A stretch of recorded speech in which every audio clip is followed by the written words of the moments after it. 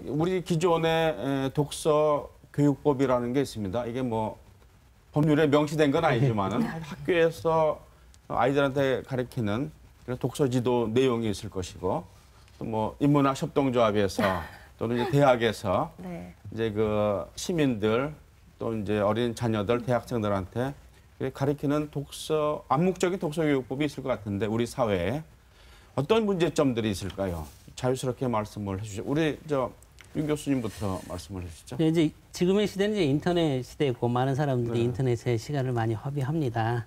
저는 그런 환경들을 우리가 받아들여야 된다고 생각합니다. 네. 사람들이 인터넷이나 모바일에 많은 시간을 보내는 것은 그것이 재미있기 때문이라고 할 수 있습니다. 네. 모바일의 참여를 통해서 어떤 재미를 얻게 되거든요. 반대로 책을 사람들이 읽지 않는 이유는 재미없어서입니다. 네. 어렸을 때는 책이 아주 재밌어 하지만 성장하면서 책에 덜 관심을 갖게 되는 책보다는 다른 환경적인 요소들이 아이들의 삶에 재미를 부여해 주기 때문이라고 할 수 있습니다. 네. 그런 측면에서 저는 책을 재미있게 읽히게 하는 이런 쪽에 우리가 초점을 두어서 많은 관심을 갖고 또 연구도 하고 해야 되지 않을까 생각합니다. 더불어서 한 가지 좀 말씀드리고 싶은 것은 책을 이해를 잘 못해서 글을 잘 이해를 하지 못해서 책을 싫어하는 아이들도 상당히 많다고 하는 것입니다. 네. 우리가 흔히 생각하기에 글을 읽게 치는 수준만 되면은 책을 읽고 즐거움을 얻을 수 있다고 생각하기 마련인데 사실은 책 읽기는 아주 고차원적인 사고 수단이기 때문에 엄청난 인지적인 부담을 가지고 있습니다.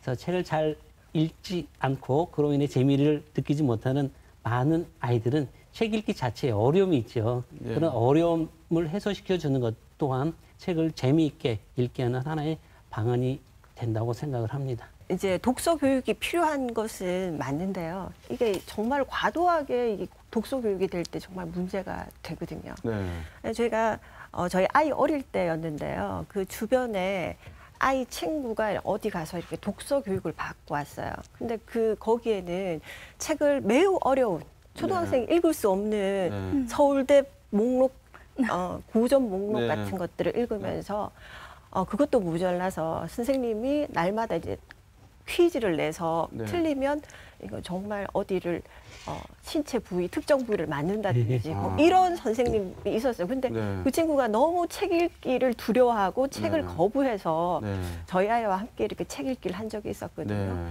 근데 과도한 독서 교육이나 독서 지도는 오히려 아이가 책을 가깝게 하는데 방해된다고 이렇게 생각합니다. 그러니까 책 읽기를 가로막고 있는 것들이 정말 많은데 저는 그래서 학생들에게 왜 뭐 예를 들면 요즘 뭐 SNS라거나 영상물이라거나 이런 것들이 방해 요소라고 생각하는 것부터가 아마 조금 생각이 바뀌어야 된다라는 의미로서 아까 교수님께서 말씀하신 것처럼 사실 지금 아이들이 TV라거나 영상물을 뭐 SNS로 통해서든 유튜브를 통해서든 뭘 계속 이렇게 접하고 있는 그것 또한 하나의 읽기로서 저는 할 수 있다라고 저는 생각을 해요. 네, 맞습니다. 예를 들면 저희들도 명절 읽기 수업을 한다거나 아니면 제가 뭐 독서토라는 수업을 하든지 아니면 저는 문학과 영화라는 수업도 하고 있는데 이런 다양한 수업들을 통해서 항상 저는 깨닫게 되는 게 오히려 영화를 통해서 책을 읽고 싶다라고 느끼게 되는 학생들이 다수가 생기는 거거든요. 그렇다라는 말은 이 영상물이라고 하는 것 또한 사실은 읽기 과정을 통해서 읽을 수 있는 하나의 중요한 텍스트가 될 수 있다라고 저는 생각을 해요. 그렇다면 이게 어떤 식으로 연결지어져서 학생들이 우리가 원하는 게 결국에는 종이로 만들어진 책을 읽기를 원하는 거라면 그것과 접목될 수 있는 방법을 생각하는 것도 교수자로서 생각을 해봐야 되는 분야가 아닐까라고 저는 생각을 해요. 예, 저도 이제 대학에서 읽기 강의를 할 때 특히 이제 문학 같은 거 접근할 때도 이렇게 많이 하기도 하는데요. 뭐 러시아 문학이라든지 뭐 섹스피어라든지 이런 것도 읽을 때 사실은 학생들이 그걸 읽기 훈련이 잘 안 된 학생들은 접근하기가 힘든 부분이 있어요. 뭐 러시아 문학에 사람 이름 막 굉장히 많거든요. 복잡해서 누가 누구지 모르고 막 이럴 때가 많아요. 그럴 때 그것과 관련된 영어 한 작품들을 먼저 특정 장면들 같은 것들을 보여주면서 독서 전 활동을 하면 학생들이 굉장히 그 책에 대한 흥미를 가지게 되면서 이제 접근할 수 있는 방법들이 있거든요. 그래서 그 영상이라든지 매체라든지 이런 것들은 오히려 독서에 방해하는 것이 아니라 독서로 근접해가는 어떤 하나의 방법이 될 수 있다고 생각합니다. 김재희 선생님 어떻게 네. 보십니까? 저는 네. 아까 선생님께서 고전 목록이 좀 딱딱할 수도 있고 어렵다고 생각하시는데 그 고전 목록 심지어 저도 굉장히 어려운 책들이 많거든요. 그렇죠. 네. 힘듭니다. 근데 이제 저희가 그 추리소설 작가 협회에서 매해년 그 일반인들 모시고 이제 여름 추리소설 그 학교를 열어서 세미나를 하는데 네. 그때마다 회장님이 꼭 말씀해 주시는 게 있어요. 네. 학생들에게 추리소설, 탐정소설을 읽히도록 하여라.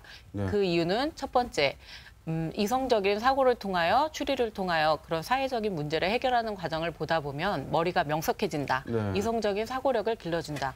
그리고 두 번째 말씀하시는 거는 추리소설을 읽게 되면 사회 정의 구현, 이제 그런 대주제가 생기기 때문에 정의감이 그 발달하게 되고 학생들이 또 세 번째로 사회 문제에 눈을 돌리게 돼서 그 자기의 그 인생을 사회 문제와 관련지어서 이렇게 생각하는 그런 통찰력을 길러준다 이렇게 좋은 점을 말씀해 주시는데 제가 볼 때는 조금 그 1841년 그 에드가 앨런 포의 모르그가의 살인 사건 이후로 추리 소설이 발달되었는데 이제는 그런 추천도서 목록에 셜록 홈즈나 네. 에가서 크리스티 아니면 엘러리킨 시리즈도 포함되면 청소년들이 그쪽으로 또 흥미를 느끼는 학생들은 재미있게 보지 않을까 그런 생각이 듭니다.